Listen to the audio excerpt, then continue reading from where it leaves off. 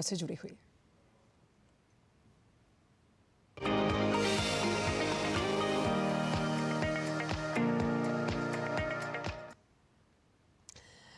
तो आज का फोकस आरबीआई पॉलिसी से जुड़ा हुआ है। भारतीय रिजर्व बैंक आज अपनी द्विमासिक मौद्रिक नीति की घोषणा करेगा।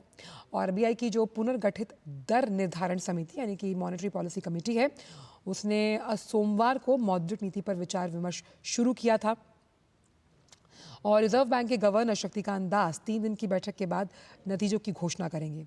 भारतीय रिजर्व बैंक ने फरवरी 2023 से रेपो दर को 6.5% पर यथावत रखा हुआ है। विशेषज्ञों का मानना है कि दिसंबर में ही इसमें कोई ढील की गुंजाइश या की उम्मीद की जा सकती है। तो आज मौद्रिक नीति की घोषणा है, बाजार भी इस पर रिएक्ट करते हुए नजर आ रहे हैं। लेकिन हमारे साथ शुभमोय भट्टाचार्य जी वरिष्ठ आर्थिक पत्रकार हैं, वो जुड़ गए। उनसे जानते हैं कि क्या कुछ होने वाला है। शुभमोय जी, बहुत बहुत स्वागत है हमारे खास शो पर। सवाल पहला यही है कि नवरात्रि के इस पावन हफ्ते में क्या कोई गिफ्ट दे सकते हैं गवर्नर साहब? क्या एक रेट कट की उम्मीद हम कर सकते हैं, क्योंकि फेड ने एक रेट कट किया है? क्या उसे नज़ीर मानते हुए भारतीय बैंक यानी कि आरबीआई एक रेट कट दे सकता है आज? अच्छा जी, आरबीआई के सामने काफी दुर्लभ प्रश्न है। और प्रश्न इसलिए है कि एक तरफ तो जैसे आपने कहा कि आरबीआई की फेड ने रेट कट किए हैं, तो इसलिए आरबीआई और बाकी सारे इमर्जिंग इकोनॉमीज के बैंक्स के लिए ये मुश्किल हो जाता है उनका रेट हाई रखना। क्योंकि अगर अपना इंटरेस्ट रेट हाई रखेंगे तो एक सॉर्ट ऑफ जिसे कहते हैं ज्यादा अट्रैक्शन फॉर यूएस डॉलर्स ज्यादा बन जाता है, बजाय ये कि इंडियन डॉलर्स का, मतलब इट्स अ प्रॉब्लम। तो इसलिए एक तरफ तो वो रेट कट का एक संदेश बन जाता है। दूसरी तरफ ये है कि भारतीय अर्थव्यवस्था, जैसे आप अभी इस वक्त डेटा भी आपको दिखा रहा था, काफी अच्छे पोजीशन में पहुंच गया है। और इंडियन कंज्यूमर्स जिस तरह से शेयर बाजारों में पैसे लगा रहे हैं, उससे ये पता चलता है कि इंडियन इकोनॉमी में अभी जो उछाल आया है, फील गुड फैक्टर्स, उस फील गुड फैक्टर्स को देखते हुए इस वक्त अगर रेट कट किया जाए तो शायद बाजारों में और ज्यादा पुश आ जा सकता है। लेकिन शायद अगर हम आरबीआई और सेबी दोनों के जो रुख हैं कि रिटेल इन्वेस्टर्स को संभल संभल के रखें, उनको इन चीजों में उन चीजों में ना जाए जिसमें उनको रिस्क ज्यादा बन सकता है। तो keeping the cost of money slightly high शायद आरबीआई के लिए बेहतर है। खासकर जी। आप अगर ये देखेंगे कि अगर क्योंकि इन्फ्लेशन इस वक्त 4%, जिसके ऊपर आरबीआई ने काफी पैनी नजर रखे हुए हैं, कंज्यूमर प्राइस इन्फ्लेशन, वो उसका रुख नीचे की तरफ है। और नीचे की तरफ होने की वजह से सभी का ये आइडिया है कि अभी रेट ऑफ इंटरेस्ट कम होना चाहिए। ये लेकिन एक एक्सपेक्टेशन है। अभी भी अभी भी इन्फ्लेशन रेट 4% जो आरबीआई मानती है, 4 के आसपास इर्द गिर्द नहीं, 4% ही होनी चाहिए, वहां पे अभी नहीं पहुंचे हैं। तो ये एक एक्सपेक्टेशन है कि 4 तक पहुंच जाएंगे। लेकिन RBI as a very good regulator, वो अपना काम को खत्म तब तक नहीं मानते हैं जब तक वो इन्फ्लेशन रेट को 4% तक नहीं लाते। खासकर फूड इन्फ्लेशन, जिसका रुख अभी भी थोड़ा नीचे की तरफ झुकते हुए भी अभी भी उसका अपर लेवल से ऊपर में है। और अगर हम देखें कि मॉनसून वगैरह की वजह से हम जो बेहतर स्ट्रीम्स हो रहा है, तो हमें लग रहा है कि वो 4% के पास आएंगे। तो हो सकता है आरबीआई ये सोचे कि थोड़ा और इंतजार करके देख लेते हैं, अगला मीटिंग यानी कि जो दिसंबर में जो मीटिंग है उसमें रेट कट्स का ऐलान हम करेंगे। जी। शुभमोय, सबसे पहले ये भी समझना चाहेंगे, क्योंकि फिजिकल प्रूडेंस यानी वित्तीय अनुशासन एक दोधारी तलवार की तरह होता है हमेशा से, जो तमाम आरबीआई गवर्नर्स रहे हैं। उस लिहाज से आपको ग्रोथ भी देखनी है, आपको इन्फ्लेशन का ध्यान भी रखना है। लेकिन अगर मानसून की हम बात करें तो ठीक ठाक मानसून रहा, इसके बाद और क्या कारक हो सकते हैं अगर ब्याज दरें नहीं घटाई जाती, जो गवर्नर साहब के दिमाग में रहे होंगे? वही जो मैं कह रहा हूँ कि अभी इस वक्त भारतीय अर्थव्यवस्था में बहुत सालों से जो गुड मैनेजमेंट का जो असर है वो दिख रहा है। जी। और इसकी वजह से इकोनॉमी में जो उछाल आया है, रिटेल कंज्यूमर्स, रिटेल स्पेंडिंग में अभी जो आप राइज अप देख रहे हैं, जी। ये चीजें आरबीआई चाहेंगे कि ये कंजम्पशन का दौरा अच्छा रहे, ये दौर चलते रहे, लेकिन साथ में एक जिसे कहते हैं फाइनेंशियल इन्वेस्टमेंट्स में लोग एक थोड़ा सा थोड़ा पैनी नजर रखें उन चीजों पर जिन पे उनको लॉन्ग टर्म बेनिफिट रहेगा, ना कि शॉर्ट टर्म बेनिफिट्स की तरफ जाए। और शॉर्ट टर्म बेनिफिट्स की तरफ तब जाने का लोगों को एक इंटरेस्ट बन जाता है जब मनी का कॉस्ट यानी कि जो रेट ऑफ इंटरेस्ट है वो अगर कम हो जाए तो। और आप देखेंगे ये बहुत छोटी मोटी बात नहीं है, बहुत बड़ा तबके बिल्कुल। का रिटेल इन्वेस्टर्स स्टॉक मार्केट में, एफएनओ मार्केट में आ चुके थे, जिस पर आरबीआई से भी दोनों ने ही चिंता जताए थे। तो ये एक बड़ा कॉज ऑफ कंसर्न है आरबीआई के लिए कि हम अगर रेट ऑफ इंटरेस्ट को इस वक्त अगर कम करते तो क्या इसका जो स्रोत है वो और बढ़ जाएगा। ये this is a very serious concern. Flows बढ़ेंगे और साथ ही साथ क्या क्रेडिट ऑफ टेक हो पाएगा, क्योंकि ये एक बहुत बड़ी बात है, क्योंकि जब भी कभी ब्याज दरें कम होती हैं उसका असर या फिर उसका फ़ायदा आम कंज्यूमर तक पहुंचे, और क्रेडिट ऑफ टेक हो या ना हो, ये एक बहुत बड़ा सवाल रहता है और ये हमेशा से एक चिंता का विषय रहता है आरबीआई के लिए। जी, आरबीआई के डेटा के अनुसार अभी जब हम देख रहे हैं क्रेडिट ऑफ टेक का जो रेट है उसमें बहुत अच्छी बात है कि उसमें एक्चुअली इजाफा हो रहा है। और क्रेडिट ऑफ टेक सिर्फ इस वक्त का रेट ऑफ इंटरेस्ट के बेसिस पे क्रेडिट ऑफ टेक ज्यादा बदलाव नहीं आएगा। क्यों? क्योंकि क्रेडिट ऑफ टेक के लिए एक बहुत अच्छा माहौल जो तैयार हुआ है, उसके लिए सरकार को श्रेय जाना चाहिए कि बहुत सारे नए ऐसे सेक्टर्स में गवर्नमेंट ने इन्वेस्टमेंट्स के रास्ते खोल दिए हैं। जैसे आप इलेक्ट्रॉनिक्स में, सेमीकंडक्टर्स में, बहुत सारे ऐसे सेक्टर्स में इन्वेस्टमेंट के लिए बहुत बड़ा एक जिसे कहते हैं फ्रेंडली सर्कमस्टांस बनाए गए हैं। तो क्रेडिट इस कंपनीज वैसे ही लेने के लिए इंटरेस्ट रहेंगे और ले भी रहे हैं, क्योंकि उनको दिख रहा है लॉन्ग टर्म बेनिफिट्स। तो शॉर्ट टर्म में रेट ऑफ इंटरेस्ट में अभी जो मान लीजिए अगर 50 बेसिस पॉइंट का फर्क अगर आया नीचे, तो वो बहुत बड़ा फर्क नहीं करेगा, क्योंकि ऑलरेडी कंपनीज इस पर अपना पोजीशन ले चुके हैं। हम फिर से क्रेडिट ऑप्टेक में उन कंपनीज की तरफ देख रहे हैं जो मीडियम एंटरप्राइजेस हैं या कुछ हद तक स्मॉल एंटरप्राइजेस हैं।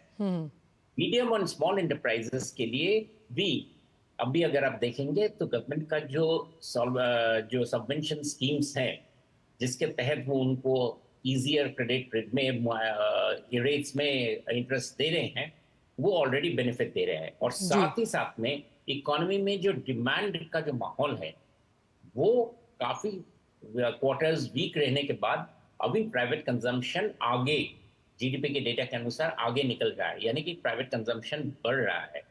तो उसका अगर हम ट्रेंड्स देखें तो शायद इस वक्त एक कॉशन का नोट रहे। लेकिन एक चीज इसमें ये भी है जी कि अंतर्राष्ट्रीय बाजार में इस वक्त वीकनेस का माहौल धीरे धीरे बढ़ रहा है, जो एक्सपेक्टेड था। और उसको अगर आरबीआई काउंटर करना चाहे तो रेट कट करने का एक पॉइंट बन सकता है। बिल्कुल। और क्या जो स्टैंड पिछली बार अकोमोडेटिव था वो न्यूट्रल में तब्दील होगा या नहीं, इस पर भी करेंगे चर्चा। लेकिन फिलहाल इकोनॉमी टुडे के इस खास फोकस में वक्त एक छोटे से ब्रेक का है। आप देखते रहिए डीडी न्यूज़।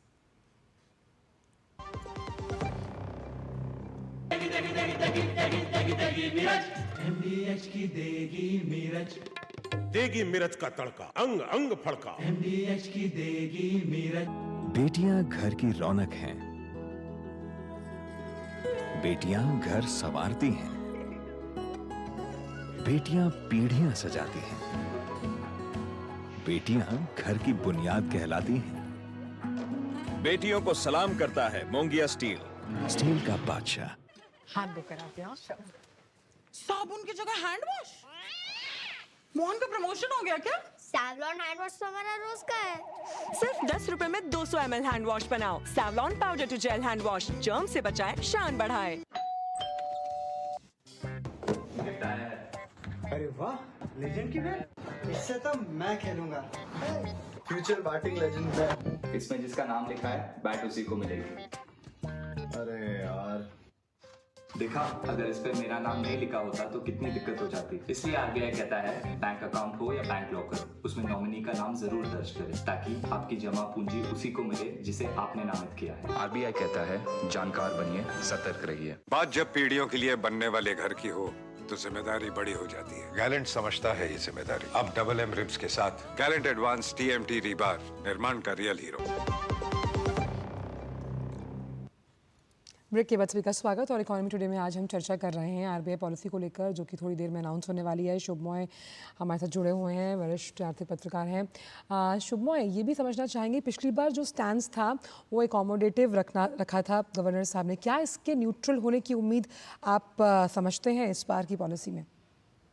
जी अंचल जी, मुझे लगता है इस बारी आरबीआई के जो एंड कंसिडरिंग जब आरबीआई के जो नए एक्सटर्नल एक्सपर्ट्स जो शामिल हुए हैं, जुड़ गए हैं with the monetary policy committee में, उनको साथ में लेकर उनका भी स्टांस रहा है कुछ हद तक, उनके अगर राइट अप्स अगर आप देखें, कि अभी न्यूट्रल की तरफ जाना चाहिए। तो एकोमोडेटिव से इट शुड बी न्यूट्रल, यानी कि रेट्स न्यूट्रल का मतलब क्या होता है, हमारे दर्शकों को समझ ले कि ये इसका मतलब है कि आरबीआई अपना पोजीशन ऐसा बना रहा है कि अगर इन्फ्लेशन में अगर उछाल आया तो आरबीआई इमीडिएटली रेट्स बढ़ाने की तरफ जाएंगे। अगर इन्फ्लेशन में, मुद्रास्फीति में अगर कमी आई तो RBI immediately rate of interest को कम करने के लिए तैयार रहेंगे।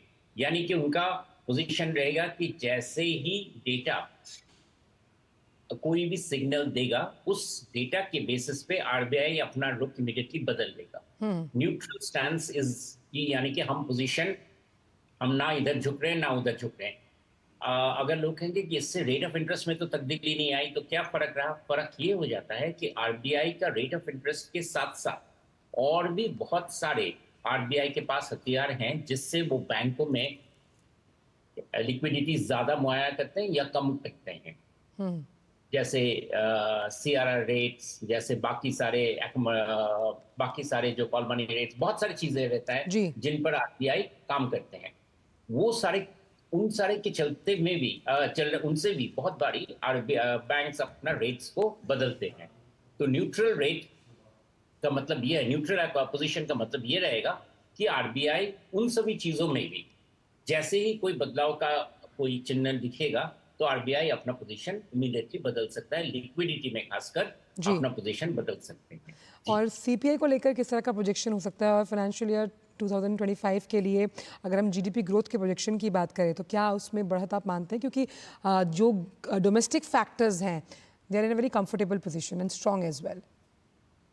बिल्कुल। और आज अगर आप देखेंगे कि आरबीआई ने जो एक्सपेक्टेशन रखा था पिछले क्वार्टर में, उससे रेट, जीडीपी का रेट कम आया था। लेकिन आरबीआई का पोजीशन रहा है कि ये हमने जो 7.1% का रेट ऑफ इंटरेस्ट रखे, ग्रोथ रेट रखे हैं, वो ग्रोथ रेट बरकरार रहेगा। इसलिए मुझे लगता है आरबीआई का जो जिसे कहते हैं मोर पॉजिटिव जीडीपी का रेट का जो रेट उन्होंने घोषणा किया था, एक्सपेक्टेशन फॉर 24-25, उस पर वो बिल्कुल बरकरार रखेंगे। यानी कि they have a upside feeling कि जीडीपी का ग्रोथ जो है वो आगे, वो जो स्लाइट वीकनेस जो आया था उसको पार करते हुए जीडीपी का रेट ज्यादा बेहतर होगा इस क्वार्टर में और आने वाले क्वार्टर में। जी।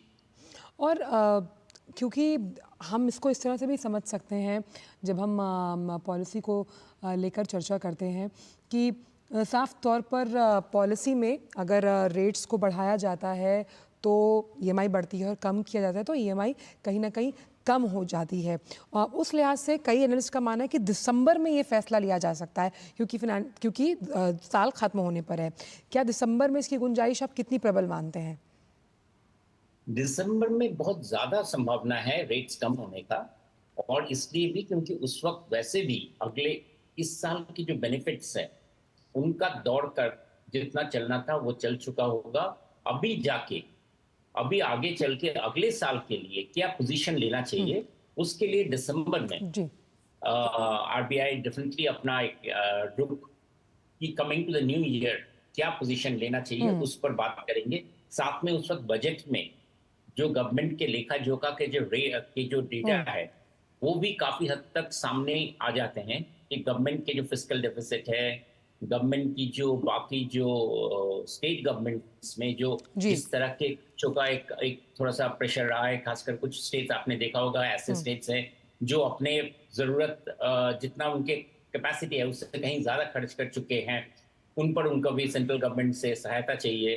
तो उन सब चीजों को संभाल के किस तरह का इकोनॉमी का एक रूप बनता है, उस पर आरबीआई दिसंबर महीने में जाकर काफी हद तक उन सारे ये सारे फैक्टर्स थिंग। बिल्कुल सारे फैक्टर्स रहेंगे दिमाग में। बहुत बहुत शुक्रिया शुभमोय, आप इस शो पर आए, अपना अपना कीमती वक्त डीडी न्यूज़ के साथ शेयर किया, इस मंच पर अपने विचार साझा करने के लिए बहुत बहुत शुक्रिया। आरबीआई पॉलिसी कुछ ही देर में अनाउंस होगी तो खैर पता लग ही जाएगा कि दरों को बदला जाता है या फिर उन्हें अपरिवर्तित रखा जाता है। वक्त हो चला है कि हम आपसे विदा लें, लेकिन जाने से पहले आपको छोड़ जाते हैं कारोबार जगत की कुछ अहम खबरों के साथ। फटाफट